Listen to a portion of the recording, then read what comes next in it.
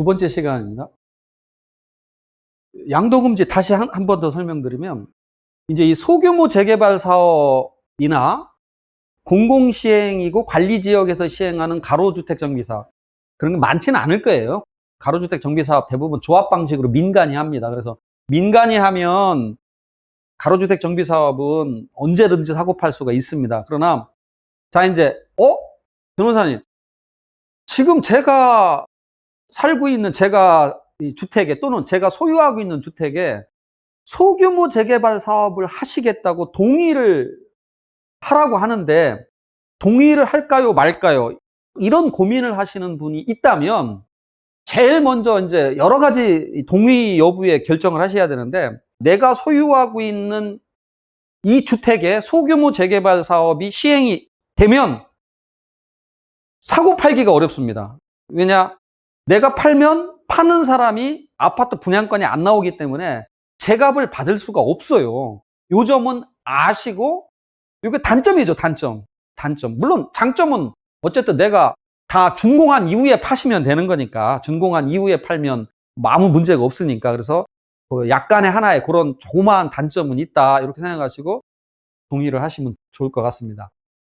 자, 이제 그러면 이제 사업 시행자, 누가 사업 시행을 하느냐라고 해서 사업 시행자를 쭉 한번 정리를 해봤습니다. 이제 제일 먼저 주민합의체라는 게 있습니다. 주민합의체 사업 시행을 하려면 이게 뭐 나 혼자 하는 사업이 아니기 때문에, 물론 나 혼자 하는 경우도 있습니다. 자, 자율주택 정비 사업에서 자율주택 정비 사업은 2인 이상이 하는 경우와 1인인 경우 두 가지로 나누어 볼 수 있어요. 즉, 나 혼자도 할 수 있어요. 자유주택 정비 사업은 나 혼자. 다만 나 혼자 하려면 공공임대주택 비율이 50% 이상인 경우에야만 됩니다. 공공임대주택이 50% 이상인 경우. 지역 제한도 없습니다. 1인인 경우. 근데 이건 별로 많지 않겠죠. 1인이 하면 뭐 이런 거 뭐 자율주택이 뭐 피곤하니까 나 혼자 내가 하는데 뭐 걸릴 게 없는 거죠. 그러니까 이건 뭐 많지 않을 거고, 어쨌든 2인 이상인 경우에, 2인 이상인데 그럼 변호사님 몇 명일까요? 하면 아까 말씀드렸죠. 단독은 9채까지, 공동주택이 끼면 19채까지니까 2인 이상이 전원 합의로 주민합의체를 구성해야 됩니다. 전원 합의.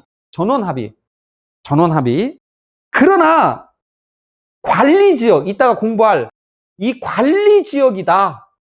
관리지역이면 전원 합의를 안 하고 80% 이상, 면적의 3분의 2 이상 동의로 주민합의체를 구성할 수 있습니다. 완화시켜 준 거죠.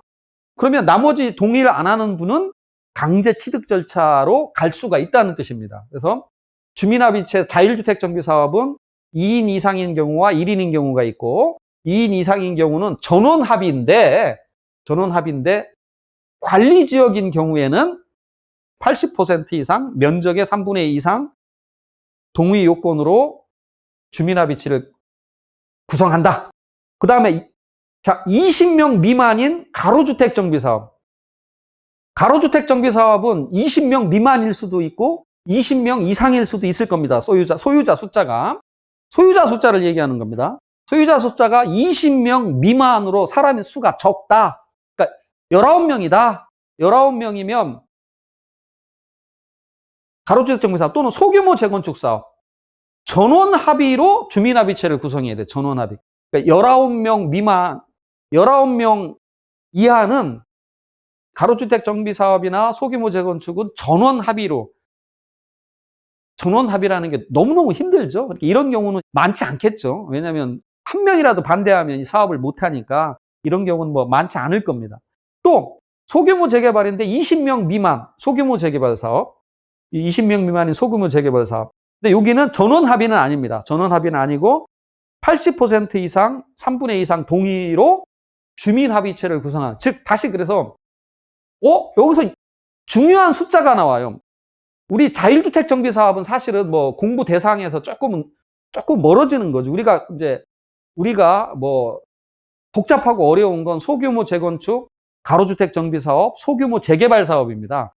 이 세 가지 사업이 쟁점인데, 여기서 20이라는 숫자가 탁 튀어나옵니다. 그러니까 20명 미만, 그러니까 19명이면 주민합의체가 나타나는구나. 토지 소유자가 20명 이상이면 주민합의체가 아니네. 이제 주민합의체로 못합니다. 이제 조합으로 가야 되겠죠. 주민합의체는 못하는 거죠. 그러니까 이렇게 외우시면 돼요. 20명 미만은 주민합의체라는 건 20명 미만이구나. 19명까지구나. 이렇게 이게 머릿속에 주민합의체 19명. 근데 구성하는 게 어떤 경우는 전원합의, 어떤 경우에는 이렇게 80% 3분의 2 이상만 동의받으면 된다. 이렇게 여러분들이 이해를 하시면 될 겁니다. 주민합의체는 20명 미만인 데서 19명인 데서 사업 시행자로 나타나는 겁니다. 사업 시행자, 그럼 20명 이상인 곳은 뭐다? 이제 여러분들이 많이 익숙하죠. 조합입니다. 이제 20명 이상이면 여러분들이 많이 들어본 조합, 가로주택 정비사업조합, 소규모 재건축조합, 소규모 재개발조합. 그래서 조합이 들어옵니다. 그럼 자, 조합은 이제 동의 요건이 다 조금씩 틀립니다. 동의 요건이 제가 정리를 해놨는데, 가로주택 정비사업은 숫자의 80% 면적의 3분의 2 이상. 만약에 그 가로구역, 사업구역 내에 공동주택이 있다면 그 공동주택 각 동별 과반수도 별도로 받아야 되고, 그 외에 또 토지 건축물 전체, 전체가 아니라 전체네요. 전체 토지 면적의 2분의 1 이상의 별도의 동의가 있어야 된다. 그 다음에 소규모 재건축 사업은 주택 단지 전체 구분 소유자, 의결권이죠. 의결권의 4분의 3, 토지 면적의 4분의 2 3 동의가 있어야 되고, 또 주택 단지 외에 아까 진입로로 필요하다 그래. 주택 단지 외에 있는 토지 또는 건축물 소유자의 4분의 3 이상 및 토지 면적의 3분의 2 이상의 동의를 받아야 됩니다. 소규모 재개발 사업은 역시 80% 3분의 2 이상. 이렇게 조합을 설립하려면 이런 동의를 받아야 됩니다. 그 다음에 이제 사업 시행자, 어떤 사업 시행자? 이제 공동 시행이 있습니다. 사업 시행자는 기본이, 자, 이렇게 외우시면 돼요. 20명, 19명까지는 주민합의체, 20명 이상은 조합. 이게 원칙입니다. 어렵지 않아요. 19명까지는 주민합의체로 간다. 20명 넘으면 조합으로 간다. 그런데 공동시행할 수가 있다는, 공동시행. 이렇게 단독, 주민합의체 단독, 조합 단독 시행할 수 있지만, 주민합의체 또는 조합은 공동시행, 누구랑? 시장군수 또는 LH나 SH공사, 여기 있죠. 건설업자, 또 등록사업자, 신탁업자, 부동산 투자회사, 이런 사람과 공동으로 시행할 수도 있어요. 그리고 또 조합, LH나 SH, 또 시장군수, 이렇게 복수도 공동시행이 가능하다. 공동시행 어렵지 않죠? 그 다음에 주민합의체 조합 말고 이 시장군수가 직접 나서는 이런 경우는 거의 없습니다. 이건 사실은 이런 일은 거의 없어요. 시장군수가 직접 시행하는 경우 거의 없습니다. 그 다음에 토지주택공사, LH나 SH를 사업 시행자로 지정하는 경우는 있어요. 지정하는 경우. 그래서 이 직접 시행은 거의 없다. 거의 없다. 그 다음에 이렇게 토지주택공사를 지정하는 경우도 사실은 있기는 있습니다. 있기는 있는, 없는 거 아닙니다. 근데 많지 않다. 그 다음에 또 지정개발자 지정이 있어요. 지정개발자, 신탁업자, 사업시행구역 면적의 소규모 주택 정비 사업에서 지정개발자는 신탁업자만 가능합니다. 도시정비법은 더 넓죠. 지정개발자가 더 많아요. 근데 이 소규모 주택 정비 사업은 지정개발자는 신탁업자, 신탁회사가 일단 3분의 1 이상의 토지를 먼저 신탁받아야 돼요. 신탁한 사람이, 신탁업자가 신탁 KB나 이런 데를 지정해서 개발을 할 수가 있는 겁니다. 그 다음에 사업 대행자, 아예 사업을 대행하는 경우, 정비사업 추진이 잘 안 되는 경우나 과반수 동의가 있어야 돼요. 과반수 동의가 있으면 사업 대행자가 대행할 수도 있다. 사업 시행자가. 그럼 사업 시행자는, 대행은 토지주택공사 등 또는 지정개발자한테 대행을 맡길 수가 있습니다. 그래서 사업 시행은, 다시 이제 요약하면, 주민합의체가 19세대 19명 소유자가 19명이면 일단 주민합의체, 20명 이상이면 조합인데, 공동 시행하는 수도 있고, 쌈박질로 잘 헷갈리면 시장군수가 직접 할 수도 있고, LH나 SH를 지정할 수도 있고, 또 신탁업자한테 3분의 1 이상 신탁받으면 신탁업자 당신이 좀 와서 해주시오라고 할 수도 있고, 아니면 사업 대행을 시킬 수도 있다. 이게 소규모. 이거는 큰 틀은 일반 재개발 재건축도 똑같습니다. 허나 아마 주로 주민합의체 아니면 조합이 시행을 합니다. 주로. 이거는 여기는 거의 예외적인 경우입니다. 예외적인 경우. 하지만 뭐 이렇게 신탁업자가 하는 경우, 사업 대행자가 하는 경우도 있습니다. 아마 강릉시청 홈페이지 가면 금년 5월 달에 사업 대행자로 지정된 사업구역이 하나 있습니다. 그래서 사업 시행자는 이렇게 이루어진다. 다시 한번 말씀드리면 토지 소유자가 19명까지는 주민합의체가 원칙, 20명 이상은 조합 설립해서 한다. 그 다음에 아이고 우리가 뭐 지식도 떨어지니까 아이고 공동합시다라고 할 수도 있고, 아니면 LH나 SH한테 맡길 수도 있고, 아니면 신탁업자한테 맡길 수도 있고, 아니면 사업 대행을 시킬 수도 있다. 이렇게 이해를 하시면 됩니다. 자, 이제 우리가 가장 중요한 조합이죠. 이제 조합이 설립 인가를 받게 되면 주택법에 의한 사업 주체로 의제가 됩니다. 그 다음에 조합은 법인격이 부여되고 등기까지 됩니다. 법인격이 부여되고 등기까지 된다. 그래서 가로주택 정비사업 조합, 소규모 재건축 조합, 소규모 재개발 조합은 법인격이 있다. 등기도 된다. 이렇게 이해하시고. 자, 이제 시공자 정비회사 선정 문제. 자, 주민합의체는 토지 등 소유자가 시작하는 주민합의체. 주민합의체는 주민합의서에서 정하는 바에 따릅니다. 주민합의체는 주민합의서. 주민합의체를 만들 때 주민합의서라는 걸 만들어요. 그 합의서에서 야, 우리 시공자 정비회사는 어떻게 선정할까? 거기서 정하는 대로 따르기 때문에 주민합의서에 신중히 작성을 하면 된다. 그 다음에 이제 조합은 어떠냐? 조합은 조합 설립 인가를 받은 후에 총회에서 국토교통부 장관이 정하는 경쟁 입찰 또는 수의계약 방식으로 선정을 합니다. 수의계약은 2회 이상 유찰된 경우로 한정하는 거죠. 그러니까 조합 설립 인가 후에 총회에서 경쟁 입찰로 한다. 이렇게 이해하시면 돼요. 그 다음에 다만 그 조합의 숫자, 토지 등 소유자 숫자가 100인 이하다. 100인 이하면 정관에서 정하는 바에 따릅니다. 우리 정관에서 그냥 수의계약 할 거야 라고 하면 수의계약이 가능하다는 겁니다. 단 100인 이하에서 정비회사는 적용이 없어요. 요 조항. 100인 이하는 시공자만 해당되는 얘기입니다. 100인 이하는. 그리고 전원이 토지 소유자 전원이 동의를 하면 별도 선정 기준도 마련 가능하다. 자, 다시 요약하면 우리가 조합은 조합 설립 후 총회에서 경쟁 입찰로 선정한다. 다만 토지 등 소유자 숫자가 100인 이하면 정관에 정하는 바. 100인 이하인 경우가 많습니다. 소규모 주택 정비 사업은 100인 이하인 경우가 많습니다. 그래서 정관을 잘 만들어야 돼. 정관을 잘 만들어야 돼. 정관을. 참고적으로 제 사견인데요. 이 주민들은 경쟁 입찰을 많이 선호를 하세요. 그러니까 경쟁을 시켜야 이렇게 가격도 내려갈 것 같고, 그런 장점도 있지만 수의계약 장점도 있습니다. 이 경쟁을 하면 또 주민들이 편이 갈려서 계속 분쟁의 씨앗이 됩니다.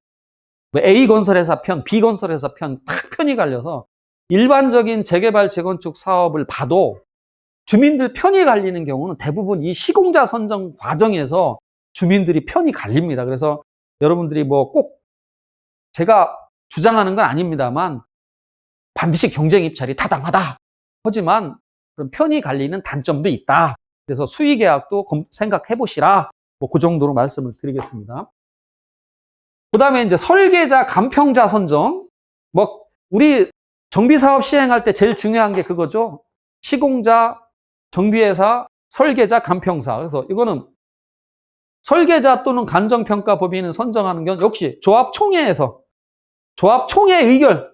근데 여기는 경쟁 입찰 여부는 정관에 따릅니다. 아까 시공자, 정비회사는 원칙이 총회에서 경쟁 입찰인데 요거는 원칙이 조합총회까지는 원칙인데 경쟁 입찰 여부는 정관 규정에 따른다. 그래서 설계자 감정평가사도 내가 경쟁 입찰할지 말지는 정관을 정할 때 여러분들이 고민하시라. 그리고 감정평가법인은 시장군수, 즉 서울시로 얘기하면 구청장이죠.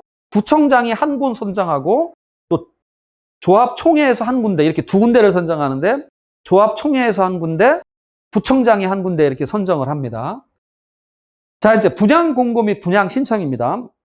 이게 이제 굉장히 중요한 얘기예요. 이제 우리 소규모 주택 정비 사업은, 자, 어느 지역의 뭐 일반 재개발 재건축과 달리 일단 추진위원회라는 게 없습니다.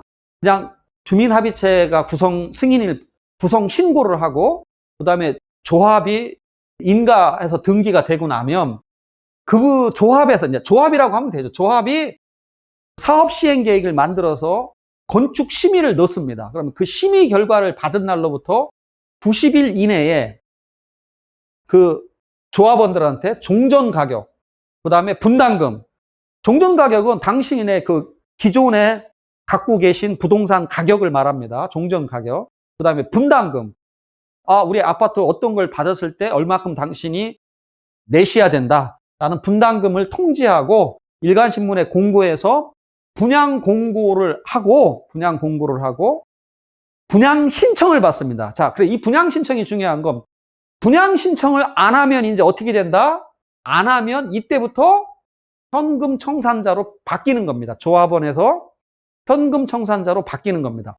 그런데 소규모 가로주택 정비 사업하고 소규모 재개발 사업은 조합 설립에 동의를 안 해도 이때 빠져나가지만, 소규모 재건축은 조합 설립에 동의 안 하는 자는 벌써 조합원이 아닙니다. 벌써 먼저 앞서서 먼저 한번 현금 청산자로 한번 가고, 또 조합 설립에 동의를 했다 하더라도 이제 분양 신청을 안 하면 이제 현금 청산자로 바뀌는 겁니다. 언제부터? 분양 신청 기간 만료일 다음 날로부터 그분은 이제 신분이 조합원에서 현금 청산 대상자로 바뀌는 겁니다. 그래서 바뀌는 거다. 그래서 분양 공고 및 분양 신청 절차가 있다. 그 다음에 한번 분양 공고하고 분양 신청을 했는데 사업을 하다 보니까 사업 시행 계획이 변경돼서, 즉 세대수가 바뀌든가 아니면 주택 규모가 달라졌어요. 규모. 평형이 달라지는 거죠.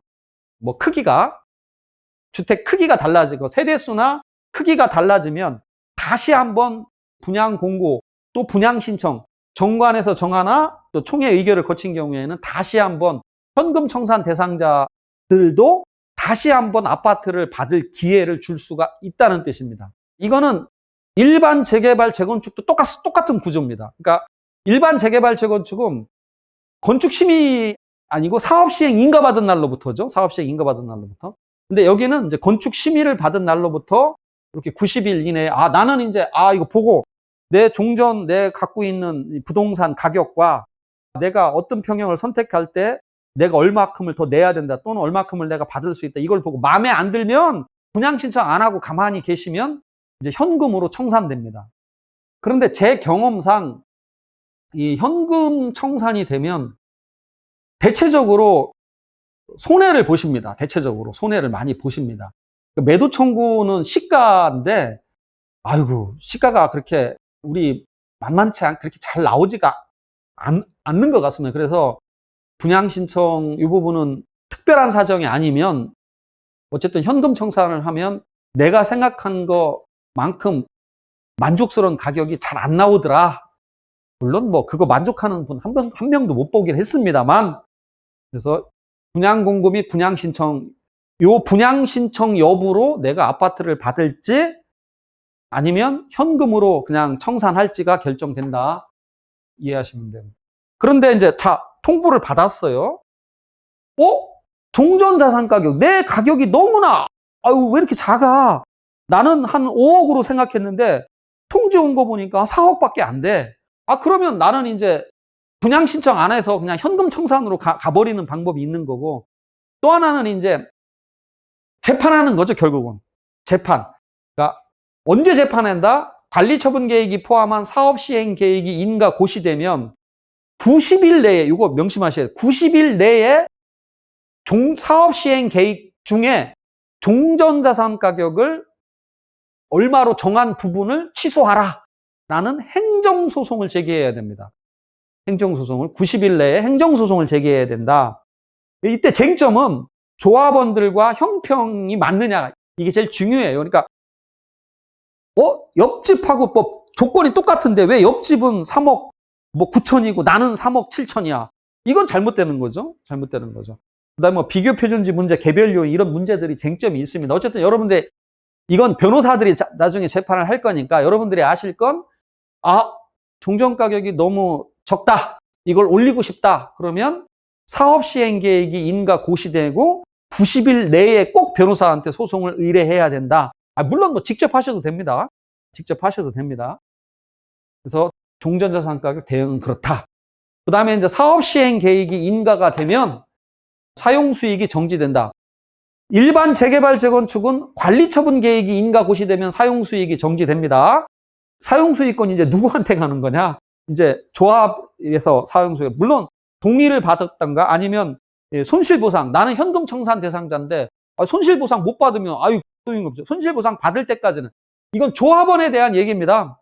조합원에 대한 얘기고, 비조합원, 현금 청산 받을 사람 중에 그 소규모 재개발 같은 경우에는 토지 수용입니다. 그 다음에 가로주택도 관리지역에서 공공이 시행하면 토지 수용권을 행사하는데, 그 경우에는 보상이 나 못 받으면 당연히 내가 사용 수익권자입니다. 그 다음에 지상권 등 계약 해지, 이것도 이제 사업 시행 계획이 인가되면 계약 해지도 가능하고, 또 우리 임차인들 다 내보낼 수 있다는 겁니다. 그리고 그 임차인들은 보증금을 누구한테 청구할 수 있다? 조합한테. 우리 집주인이 못 내주면 조합한테 달라고 할 수도 있습니다. 그리고 주택임대차보호법의 그 기간, 뭐 2년 기간, 그런 기간들이 다 죽습니다. 주택임대차보호법의 2년 기간들이, 상가 임대차보호법 10년도 마찬가지, 뭐 이것도 다 죽습니다. 그래서 그 다음에 이제 이번 시간에 이거 꼭 알아두어야 될 사안입니다. 자, 내가 투자하고 또는 내가 팔 때 꼭 법정상 설명 고지 의무가 있어요. 사고 팔 때. 즉, 매매계약서 이거 안 들어가면 공인중개사는 완전히 과태료 같은 거 또는 불칙에 큰일 납니다, 이거. 그러니까 토지 등 소유자 공인중개사는 계약서에 뭘 해야 되느냐? 추진 단계, 지금 어느 단계다. 그 다음에 퇴거 예정 시기, 행위 제한, 조합원 자격, 계약 기간. 중요한 거, 건축물 분양받을 권리의 산정 기준일. 이런 것들을 다 고지를 해줘야 됩니다. 계약서에 기입을 해야 돼요. 공인중개사 기입 안 하면 안 됩니다, 이거. 명심하셔야 돼요, 이거. 그냥 일반 부동산 매매계약서 써다가는 큰일 납니다. 반드시 이 내용이 다 특약으로 들어가야 됩니다. 특약으로. 그 다음에 이제 한 5분 쉬었다가 이제 새롭게 시행되는 소규모 재개발 사업과 관리 지역에 대해서 살펴보겠습니다.